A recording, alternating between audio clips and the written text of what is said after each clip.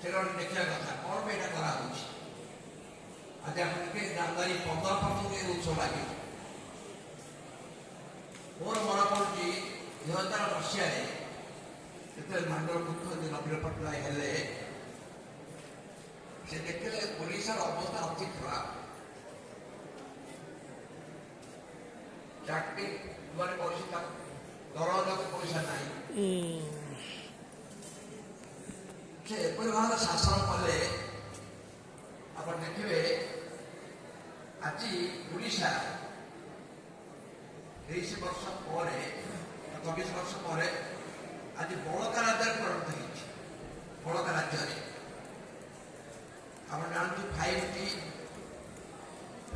ହେଲା ଇଏ ଯେ ବର୍ତ୍ତମାନ ସେ ଚାହୁଁଛନ୍ତି। ଆପଣ ଦେଖିବେ ସବୁବେଳେ ଆପଣ ଖବରକାଗଜ ପଢ଼ୁଛେ ବାହାର ରାଜ୍ୟରେ ଆମେ ଶୁଣୁଛେ ଯେ ଓଡ଼ିଶା ଗୋଟେ ପଛୁଆ ରାଜ୍ୟ। ପଛୁଆ ରାଜ୍ୟ ଆମେ ଶୁଣି ଆସୁଛେ। ନବୀନ ଏଇଟା ସହାୟ କରିପାରିଲେନି। ଆମେ ଯାଉଛେ ଫରେନ୍ ଯାଉଛେ ଡେଭଲପ କଣ୍ଟ୍ରି ବୁଲି ଦେଖୁଛେ କିନ୍ତୁ ଆମ ରାଜ୍ୟ କେମିତି ଡେଭଲପ ହବ ଗୋଟେ ଉନ୍ନତଶାଳୀ